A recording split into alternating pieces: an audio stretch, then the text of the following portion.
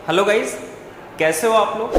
देखो, हम लोगों ने जो चैप्टर नंबर 22 था, उस चैप्टर नंबर 22 में एलिमेंट्री कैनाल जो था वो कंप्लीट कर लिया था।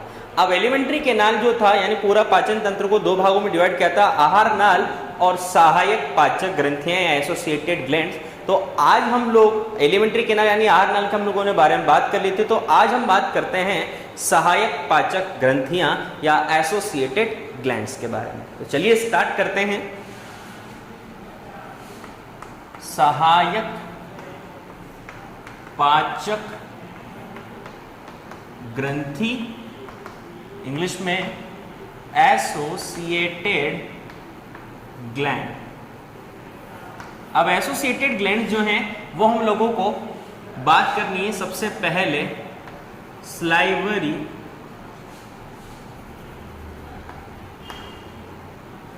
ग्लैंड, जिसे हम लोग बोलते हैं लार ग्रंथि। लार ग्रंथि के बाद हम लोग बात करेंगे लिवर यानी यकृत,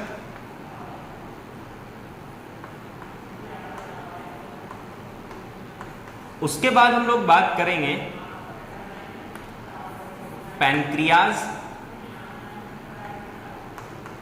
यानी अग्नाशय,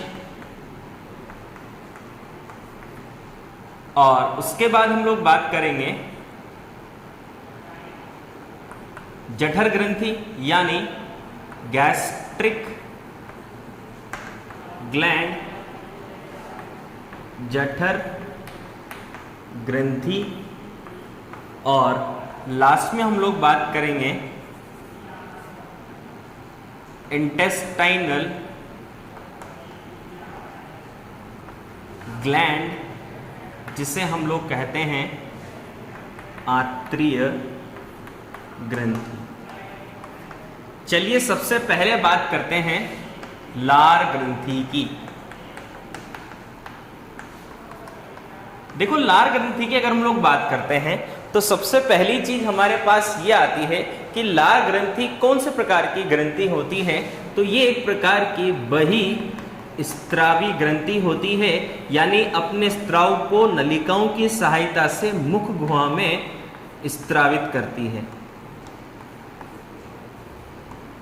ऐसी ग्रंथियां जो नलिकाओं के माध्यम से अपने स्त्राव को स्त्रावित करती है वो बहिस्त्रावी ग्रंथियां होती है। ऐसी ग्रंथियां जो अपने स्त्राव को बिना नलिका के माध्यम से, नलिका विहीन जो ग्रंथियां होती हैं उन्हें ही अंतःस्त्रावी ग्रंथियां कहते हैं। अपने स्त्राव को सीधे ही रक्त में स्त्रावित करती है, बिना नलिकाओं के माध्यम से वो अंतःस्त्रावी ग्रंथियां होती है। तो ये नलिकाओं के माध्यम से करती हैं, इसलिए इसे लार ग्रंथि कहा जाता है। तो जितनी भी यानी मुख गुहा, हमारे जो मुख गुहा होती है, उस मुख गुहा में लार ग्रंथियां पाई जाती हैं और वो नलिकाओं के माध्यम से मुख गुहा में ही खुलती हैं, इसलिए मुख गुहा में वो नलिकाओं की सहायता से खुलती है और बहिस्त्रावी प्रकार की होती है। अब देखो, स्त्रावी रस जो होता है लार ग्रंथियों का, यानी लार ग्रंथियों का स्त्रावी रस की बात करें तो स्त्रावी रस होता है लार, जिसे सलाइवा बोलते हैं। इसके स्त्रवण की जो क्रिया होती है, अगर स्त्रवण की क्रिया की बात करते हैं तो स्त्रवण क्रिया जो होती है उसे बोलते हैं सैली रेशन प्रोसेस। उसके बाद हम लोग और बात करते हैं, अगर इसकी कंपोजिशन की बात करते हैं तो इसमें एक तो म्यूकस, जिसे श्लेष्मा कहा जाता है, म्यूकस के साथ साथ कुछ अकार्बनिक पदार्थ जैसे NaCl, सोडियम बाइकार्बोनेट, इस तरह के एक्सेट्रा कुछ एलिमेंट्स। उसके साथ साथ दो टाइप के एंजाइम भी प्रेजेंट होते हैं। एक तो होता है अमाइलेज, जिसे टाइलिन बोलते हैं, और एक होता है lysozyme enzyme. Amylase enzyme starch को माल्टोज में चेंज करता है। लाइसोजाइम जो होता है हानिकारक बैक्टीरिया को नष्ट करने का कार्य करता है। जब हम डाइजेशन की क्रिया पढ़ेंगे यानी प्रोसेस पढ़ेंगे डाइजेशन की, तो वहां इसकी डिटेल से बात कर लेंगे। उसके बाद अगर हम लोग बात करते हैं, जो लार जो होती है वो भोजन का जो पाचन है, उस भोजन के पाचन के साथ साथ भोजन जो होता है उसमें स्नेहक का भी कार्य करती है, यानी लुब्रिकेंट का कार्य करती है, यानी इसको लसलसा बनाती है। और लसलसा बनाने के साथ साथ जिसकी वजह से भोजन को निगलने में आसानी होती है। तो ये सारी बातें लार से रिलेटेड हैं। आगे हम लोग बात करते हैं, अगर इसकी संख्या की बात करते हैं, लार ग्रंथियों की संख्या की, तो लार ग्रंथियां जो होती है वो मनुष्य में 3 जोड़ी होती हैं। जबकि अगर बात करें और जंतुओं में, अन्य जंतुओं में, स्तनधारियों में तो 3 जोड़ी होती है, लेकिन अन्य जंतुओं में बात करते हैं तो अन्य जंतुओं में ये 4 जोड़ी होती है। जैसे पक्षियों में ये 4 जोड़ी होती है, पक्षियों में 1 जोड़ी और बढ़ जाती है जिसे ऑप्टिक ग्लैंड कहा जाता है, यानी ऑप्टिक सलाइवरी ग्लैंड भी बोला जाता है। तो इस तरीके से ये टोटल 4 जोड़ी होती है अन्य जंतुओं में। बाकी मनुष्य में अगर बात करते हैं तो कितनी जोड़ी होती है? 3 जोड़ी। अब 3 जोड़ी में से जैसे सबसे पहली जो होती है वो होती है पैरोटिड स्लाइवरी ग्लैंड। अब पैरोटिड स्लाइवरी ग्लैंड की बात करते हैं तो सबसे पहली चीज हमारे पास ये आती है कि ये जो होती है इसकी स्थिति अगर बात करते हैं कहाँ होती है, तो स्थिति की अगर बात करते हैं तो पैरोटिड जो ग्रंथि होती है वो प्रेजेंट होती है जो हमारे जो बाह्य कर्ण जो होते हैं, उस बाह्य कर्ण की जो त्वचा जो होती है उसके नीचे, यानी कर्ण जो होते हैं कर्ण के नीचे, कर्ण की जो त्वचा होती है उसके जस्ट नीचे के साइड होती है। उसके बाद स्थिति के बाद अगर इसकी बात करें, ये इसकी जो नलिका जो होती है, डक्ट जो होती है, उसे क्या कहा जाता है? तो स्टेंसन डक्ट बोला जाता है इसकी नलिका को। तो स्टेंशन डक्ट जो होती है वो इसमें प्रेजेंट होती है। और ये नलिका जो होती है वो खुलती कहाँ है? अगर खुलने की बात करते हैं तो जो ऊपरी जबड़ा जो होता है, उस ऊपरी जबड़े की जो मोलर टीथ जो होते हैं, उस ऊपरी जबड़े के मोलर टीथ जो होते हैं वो यहाँ पर आकर ये ओपन होती है। यानी इस मोलर टीथ जो होते हैं यहाँ से ये ओपन, यहाँ से इस जगह ऊपर वाले के जो मोलर जो टीथ होते हैं, हम लोगों ने टीथ के बारे में बात कर ली, तो अपर यानी ऊपरी जबड़े के मोलर टीथ जो होते हैं, चवर्णक जो होते हैं, वहां पर ये खुलती है। अब उसके बाद दूसरी बात करते हैं mandibular salivary gland. Mandibular salivary gland की बात करते हैं तो दोनों जबड़े, यानी अगर इसकी स्थिति की बात करते हैं तो इसकी स्थिति होती है मुख गुहा में जो दोनों जबड़े होते हैं उनके संधि स्थल पर, दोनों जबड़ों के संधि स्थल पर। अगर इसकी नलिका की बात करते हैं तो इसकी नलिका को कहा जाता है वॉटन्स डक्ट, वॉटन्स डक्ट कहा जाता है। और ये जो नलिका जो होती है वो खुलती है मुख गुहा में। निचले जो जबड़े होते हैं, उस निचले जबड़े के जो इंसाइजर जो टीथ होते हैं, उस निचले जबड़े के इंसाइजर टीथ जो होते हैं वहां पर ये खुलती है। उसके बाद मैंडिबुलर के बाद अगली तीसरी जोड़ी जो आती है वो आती है सब मैंडिबुलर, याद रखना सब मैंडिबुलर। इसी प्रकार सब लिंगुअल स्लाइवरी ग्लैंड। सब लिंगुअल स्लाइवरी ग्लैंड की स्थिति की अगर बात करते हैं तो ये जीभ के नीचे खुलती है, यानी जीभ के नीचे उपस्थित होती है और खुलती भी जीभ के नीचे ही है, जीभ के नीचे। ठीक है, जो जीभ का नीचे वाला जो पोर्शन होता है जहां पर फ्रेनुलम लिंगवी जो होती है वो उस जगह पर। नलिका की बात करते हैं तो इसकी नलिका को कहा जाता है duct of Rivinus, duct of Rivinus. और ये ओपन जो होगी ये वहीं जीभ जो होता है उस जीभ के नीचे ही ये खुलती है। तो इस तरीके से हम लोगों ने जो लार ग्रंथियां थी उसके बारे में बात करी। तो लार ग्रंथियों के बारे में आप लोगों को ये सब कुछ याद रखना है। अब लार ग्रंथि के बाद हम अगली जो ग्रंथि है उसके बारे में बात करेंगे, जिसे कहा जाता है लिवर या यकृत, जो काफी ज्यादा इंपॉर्टेंट है। बहुत ज्यादा क्वेश्चन इससे आते हैं, कंपटीशन एग्जाम में भी आते हैं और आपके जो सीनियर सेकेंडरी का जो एग्जाम है उसमें भी ये क्वेश्चन आते हैं। तो चलिए बात करते हैं लिवर के बारे में। बात करते हैं लिवर की। सेकंड ग्लैंड, लिवर, यकृत जिसे कहा जाता है। अब लिवर या यकृत की बात करते हैं तो सबसे पहले बात करते हैं इसके ओरिजिन की। ओरिजिन की अगर बात करते हैं तो ओरिजिन इसका है एंडोडर्म।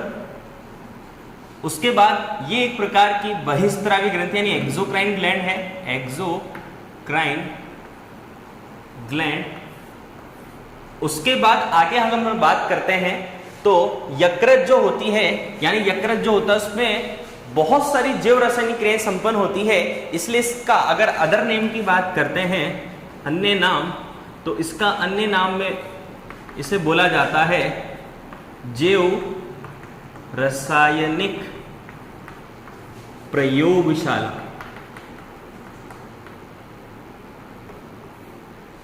आगे अगर हम लोग बात करते हैं लिवर या यकृत के बारे में तो इसकी स्थिति की बात करते हैं। स्थिति की बात करें तो आमाशय जो होता है उसके ऊपर उदर गुहा में डायफ्राम जो होता है, उस डायफ्राम के ऊपर, सॉरी डायफ्राम के नीचे, और डायफ्राम के नीचे किस साइड की तरफ होती है? Right side.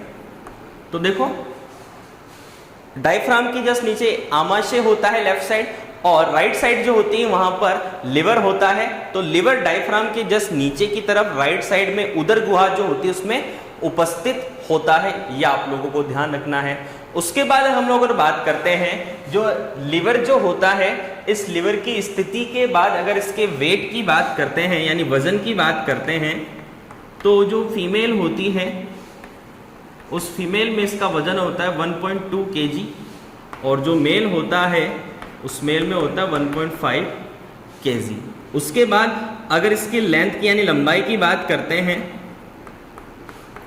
तो 15 से 20 सेंटीमीटर इसकी लंबाई होती है। रंग की अगर हम लोग बात करते हैं तो गहरा लाल या फिर इसे चॉकलेटी बोल सकते हैं।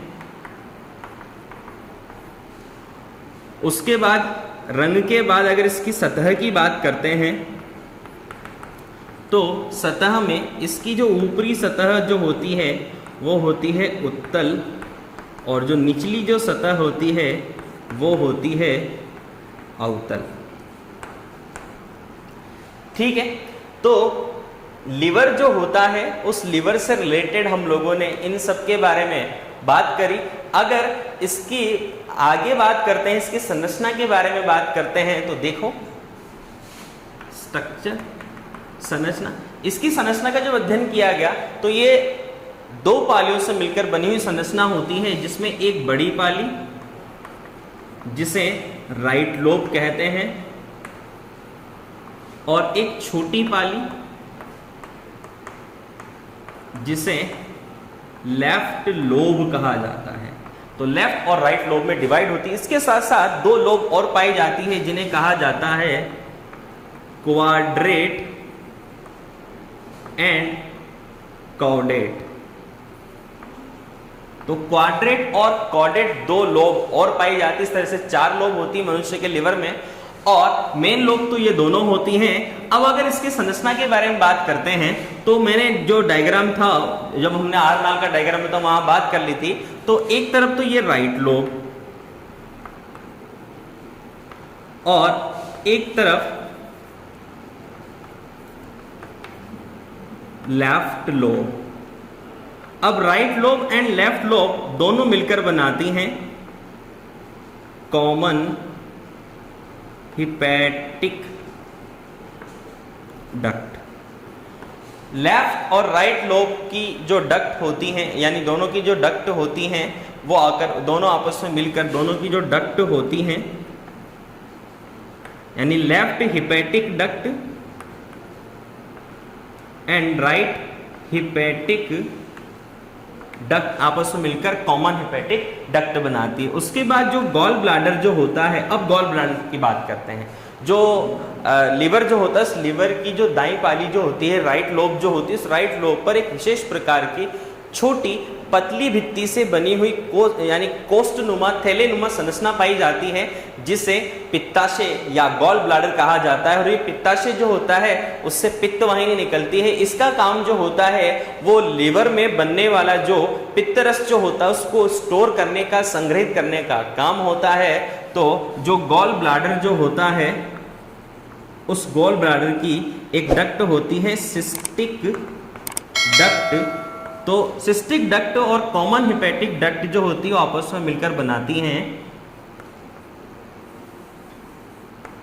बाइल डक्ट, या फिर इसे बोलते हैं कोलोडुकस डक्ट ऑफ कोलोडुकस।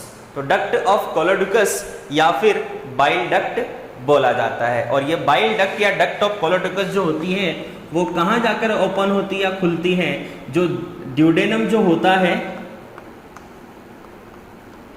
उस ड्यूडेनम की जो समीपस्थ जो भुजा होती है उसमें आकर ये डक्ट खुलती है, जिसे बाइल डक्ट या डक्ट ऑफ कोलोडुकस कहा जाता है। तो इस तरीके से आप लोगों को ये ध्यान रखना है। तो अब आगे बात करते हैं, जो लीवर जो होता है, लीवर की जो पालियां जो होती हैं वो विशेष प्रकार की षटकोणीय यानी षटकोणीय संरचनाओं से निर्मित होती है, जिसे कहा जाता है हिपैटिक लोब्यूल। और ये हिपैटिक लोब्यूल जो होता है यानी हिपैटिक लोब्यूल जो होती है वो जो यकृत होता है उस यकृत की संरचनात्मक और क्रियात्मक इकाई होती है। और ये षटकोणीय जो हिपैटिक लोब्यूल जो होती है ये अनेक हिपेटोसाइट कोशिकाओं से मिलकर बनी होती है, जो विशेष प्रकार की पंक्तियों में व्यवस्थित होती हैं। अगर बात करते हैं इसके डायग्राम की, तो इसके डायग्राम में देखो ये षटकोणीय संरचना के रूप में पाई जाती हैं। और इस षटकोणीय संरचना जो होती है इसके मध्य में सेंट्रल कैनाल के रूप में इसे पाया जाता है। और बहुत सारी हिपेटोसाइट सेल जो होती हैं वो एक लाइन में इस तरीके से व्यवस्थित होती हैं, इस तरीके से।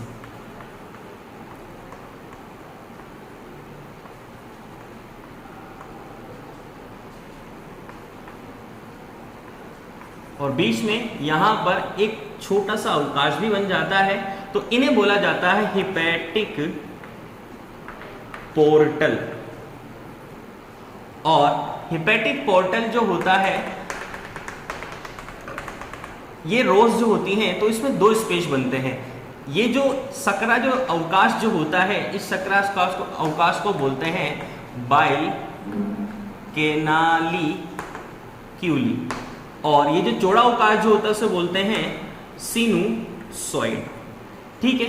और ये जो बाइल कैनालिक्यूली जो होती है, यहाँ के इसके ऊपर एक विशेष प्रकार की सेल्स पाई जाती हैं जिन्हें कुफर सेल्स बोला जाता है, कुफर सेल्स। और इनके जो कॉर्नर्स जो होते हैं यानी जो हिपैटिक लोब्यूल जो होता है, इस हिपैटिक लोब्यूल के जो कॉर्नर्स जो होते हैं उन कॉर्नर्स पर विशेष प्रकार की संरचना पाई जाती है, जिसमें 3 नलिकाएं उपस्थित होती हैं। और इसे बोला जाता है पोर्टल ट्रायोड, पोर्टल ट्रायोड। तो पोर्टल ट्रायोड इसे बोला जाता है। इस पोर्टल ट्रायोड जो होता है उसमें 3 नलिकाएं होती हैं। देखो, एक नलिका तो होती है हिपैटिक डक्ट, एक होती है हिपैटिक आर्टरी यानी हिपैटिक आर्टरी, और एक होती है हिपैटिक वेन यानी धमनी और शिरा। और उसके साथ साथ जो हिपैटिक यानी जो बाइल डक्ट जो होती है वो इसमें प्रेजेंट होती है। तो इस तरीके से देखो। तो अब एक चीज और आप लोगों को ध्यान रखना है, जो कुफर सेल्स जो होती हैं वो एक तरह से यानी कुफर सेल्स के अगर बारे में बात करते हैं, कुफर सेल्स, तो ये एक प्रकार की भक्षाणविक यानी फेगोसाइटिक प्रकृति की होती हैं, यानी ये एक भक्षाणु प्रकार की कोशिकाएं होती है। और इन कोशिकाओं का जो कार्य जो होता है वो होता है मृत जो आरबीसी होती है उस मृत आरबीसी का विखंडन करना होता है, यानी हीमोग्लोबिन जो होता है उसको विघटित करना होता है, जिससे हीमोग्लोबिन जो होता है उसके विघटन से विशेष प्रकार के वर्णकों का निर्माण होता है। और 4 प्रकार के वर्णक बनते हैं, जैसे बिलिरुबिन, बिलिवर्डिन, बिलिसाइनिन और बिलिह्यूमिन। इस तरीके के विशेष प्रकार के वर्णक कुफर सेल जो होती है उसकी वजह से बाइल पिगमेंट का निर्माण होता है, मृत आरबीसी का विखंडन होता है। आगे हम अगर बात करते हैं कुफर सेल के अलावा, तो देखो यूजुअली होता क्या है, ये जो सिनुसोइड जो होते हैं इन सिनुसोइड में भी विशेष प्रकार के जैसे संयोजी ऊतक पाए जाते हैं, लसिका वाहिनियां पाई जाती हैं, लसिका वाहिनियों के साथ साथ रक्त वाहिनियां पाई जाती हैं, कुछ तंत्रिका फाइबर यानी तंत्रिका कोशिकाएं जो होती हैं वो सब इस सिनुसोइड वाला जो भाग होता है उसमें प्रेजेंट होती हैं। तो इस तरीके से ये हम लोगों ने लिवर जो था उस लिवर की आंतरिक संरचना के बारे में बात करी, लिवर से रिलेटेड कुछ एक्सटर्नल जो चीजें थी उसके बारे में बात करी, और जो लिवर था उसकी संरचना के बारे में हम लोगों ने बात करी। अब एक चीज और आप लोगों को ध्यान रखनी है, देखो जो लिवर जो होता है उसमें बहुत सारी जैव रासायनिक क्रियाएं संपन्न होती है, तो कुछ मुख्य जो वर्क हैं उसके बारे में हम लोग बात करेंगे। तो उसके बारे में बात करते हैं। देखो यकृत के कार्यों की अगर हम लोग बात करते हैं तो सबसे महत्वपूर्ण जो कार्य अगर आता है यकृत का, तो सबसे देखो एक चीज और आप लोग ध्यान रखना, शरीर की सबसे बड़ी जो ग्रंथि होती है वो हमारी लिवर होता है, यानी लिवर शरीर का सबसे बड़ी ग्रंथि होती है। दूसरा नंबर की सबसे बड़ी ग्रंथि अग्नाशय ग्रंथि होती है। तो जैव रासायनिक प्रयोगशाला यही नहीं कहा जाता, क्योंकि लगभग 500 से ज्यादा कार्यों का अध्ययन वैज्ञानिकों ने कर लिया है, यानी 500 से ज्यादा जैव रासायनिक जो अभिक्रियाएं होती हैं या 500 ज्यादा वर्क जो होते हैं वो लिवर में संपन्न होते हैं। कुछ मुख्य कार्यों की बात करते हैं। सबसे पहला जो कार्य हम अगर बात करते हैं तो सबसे पहला कार्य होता है पित्त रस जो होता है उसका स्त्रवण, संश्लेषण भी इसी में होता है, बस केवल संग्रहण पित्ताशय में होता है, संश्लेषण इसमें होगा, स्त्रवण भी इसी से ही होगा। उसके बाद बात करते हैं ये जो यकृत जो होता है उस यकृत का अगला कार्य जो होता है वो होता है मूत्र निर्माण का, यानी यूरिया का निर्माण। तो यूरिया का जो निर्माण होता है वो विशेष प्रकार की प्रक्रिया के द्वारा होता है, वो आपके सिलेबस में है नहीं, जिसे बोलते हैं ऑर्निथिन चक्र। और यूरिया के निर्माण के बाद अगर आगे बात करते हैं तो विअमोनीकरण जो होता है, यानी अमोनिया जो होता है, यानी अमोनिया का निर्माण जो होता है एमिनो एसिड से, तो विअमीनीकरण भी इसी में यानी यही करता है। विअमीनीकरण के साथ साथ निराविशीकरण जो होता है, विषैले पदार्थों को यानी डिस्ट्रॉय करना या डैमेज करने का काम भी यही होता है, तो निराविशीकरण भी यहीं पर कंप्लीट होता है। उसके साथ साथ कुछ विशेष प्रकार का रुधिर प्रतिस्कंदनकारी पदार्थ जो होता है हेपेरिन, उस हेपेरिन का निर्माण भी इसी से होता है, तो इसे बोलते हैं प्रतिस्कंदनकारी पदार्थ, इंग्लिश में बोलते हैं एंटीकोगुलेंट। तो रुधिर प्रतिस्कंदनकारी पदार्थ हेपेरिन का संश्लेषण यहाँ होता है। रक्त प्लाज्मा जो होता है उस रक्त प्लाज्मा का निर्माण यहाँ पर होता है। रुधिर स्कंदनकारी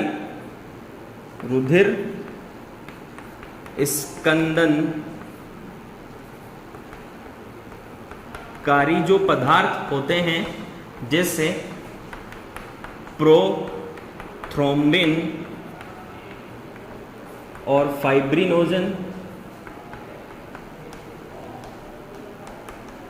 तो प्रोथ्रोम्बिन और फाइब्रिनोजन जो प्रोटीन होती है उनका संश्लेषण भी किससे होता है, कौन करता है, लिवर ही करता है। ये रुधिर स्कंदनकारी पदार्थ का मतलब होता है रुधिर को जमाने वाले, और रुधिर प्रतिस्कंदनकारी यानी रुधिर को जमने से रोकने वाला। तो जब रुधिर वाहिनियों में बहता है रक्त, जब तो रुधिर प्रतिस्कंदनकारी पदार्थ हेपेरिन का काम किया जाता है, और जब चोट लग जाती है तो रुधिर को जमाने के लिए, थक्का बनाने के लिए रुधिर प्रतिस्कंदनकारी पदार्थ प्रोथ्रोम्बिन फाइब्रिनोजन का उपयोग किया जाता है। तो इन दोनों का काम भी कौन करता है, यकृत करता है, यानी इन दोनों का निर्माण भी कौन करता है, यकृत करता है। उसके बाद जो कोलेस्ट्रॉल जो होता है, उस कोलेस्ट्रॉल का जो स्त्रवण या एक्सक्रीशन जो होता है या उत्सर्जन जो होता है, कोलेस्ट्रॉल के उत्सर्जन का जो काम होता है वो भी किसका होता है, लिवर का होता है। उसके साथ साथ आगे हम लोग बात करते हैं, कोलेस्ट्रॉल के बाद बात करते हैं तो जो लिवर जो होता है उस लिवर में विभिन्न प्रकार की जैव रासायनिक अभिक्रियाएं संपन्न होती हैं, जिसमें सबसे पहली जैव रासायनिक अभिक्रिया आती है ग्लाइकोलाइसिस। ग्लाइकोलाइसिस जो क्रिया होती है इसका मतलब होता है ग्लूकोज का जो एक अणु होता है उस ग्लूकोज के एक अणु से 2 पायरुविक अम्ल का निर्माण। जब हम शोषण पढ़ेंगे तो वहां बात करेंगे। तो 2 ग्लूकोज के एक अणु से 2 पायरुविक एसिड का निर्माण जो होता है ग्लाइकोलाइसिस प्रक्रिया के द्वारा संपन्न होता है। उसके बाद ग्लाइकोलाइसिस के बाद अगली जो स्टेप आती है वो स्टेप हमारे पास आती है ग्लाइकोजेनेसिस, और अगली जो आती है वो आती है ग्लाइकोजीनोलाइसिस,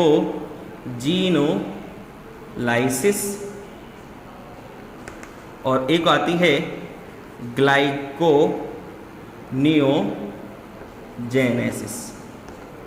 देखो ग्लाइकोजेनेसिस जो होता है, इस ग्लाइकोजेनेसिस का मतलब होता है अगर ग्लूकोज जो होता है उससे ग्लाइकोजन का निर्माण हो तो ग्लूकोज से ग्लाइकोजन का निर्माण ग्लाइकोजेनेसिस, और अगर इसका उल्टा ग्लाइकोजन जो है उस ग्लाइकोजन से अगर ग्लूकोज का निर्माण होता है तो ग्लाइकोजन से ग्लूकोज के निर्माण को ग्लाइकोजिनोलाइसिस कहा जाता है। और ग्लाइकोनियोजेनेसिस जो होता है उस ग्लाइकोनियोजेनेसिस का मतलब होता है अगर ग्लूकोज जो है यानी वसा जो होती है, प्रोटीन जो होती है यानी फैट और प्रोटीन जो होती है, उस फैट और प्रोटीन से अगर ग्लूकोज का निर्माण होता है तो वो कहलाती ग्लाइकोनियोजेनेसिस। तो ये चारों की चारों जो प्रोसेस होती है वो चारों की चारों प्रोसेस कहाँ संपन्न होती है, हमारे लिवर वाला जो पोर्शन होता है उसमें कंप्लीट होती है। ठीक है, उसके बाद आगे बात करते हैं वसा का जो अवशोषण होता है वो नहीं हो पाता, तो वसा के अवशोषण को बढ़ाने के लिए यानी वसा का अवशोषण करवाने के लिए जो पित्त रस जो होते हैं, उस पित्त रस में पाए जाने वाले जो पित्त लवण जो होते हैं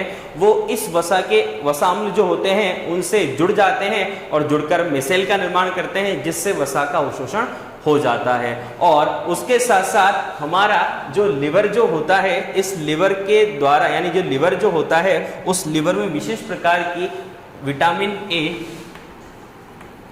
जो होती है उस विटामिन ए का संश्लेषण होता है। तो विटामिन ए का संश्लेषण कौन करता है, लिवर करता है। और विटामिन ए के संश्लेषण के साथ साथ ई, डी, के और B12 जो होता है उसका संग्रहण जो लिवर जो होता है उसमें किया जाता है। तो इस तरीके से ऐसे बहुत सारे काम जो होते हैं वो लिवर के द्वारा कंप्लीट किए जाते हैं। तो ये चीजें आप लोगों को ध्यान रखें। उसके साथ साथ जो ब्लड जो होता है उस ब्लड का जो फिल्टरिंग जो होती है, ब्लड फिल्टरिंग यानी रुधिर की छानने की जो क्रिया होती है वो भी लिवर के द्वारा ही संपन्न की जाती। तो ऐसे बहुत सारे काम किए जाते हैं लिवर के द्वारा। तो यहाँ हम लोगों ने लिवर के बारे में बात करी। अब नेक्स्ट क्लास जो होगी उस नेक्स्ट क्लास में अग्नाशय ग्रंथि, जठर ग्रंथि और आंतरिक ग्रंथि के बारे में बात करेंगे।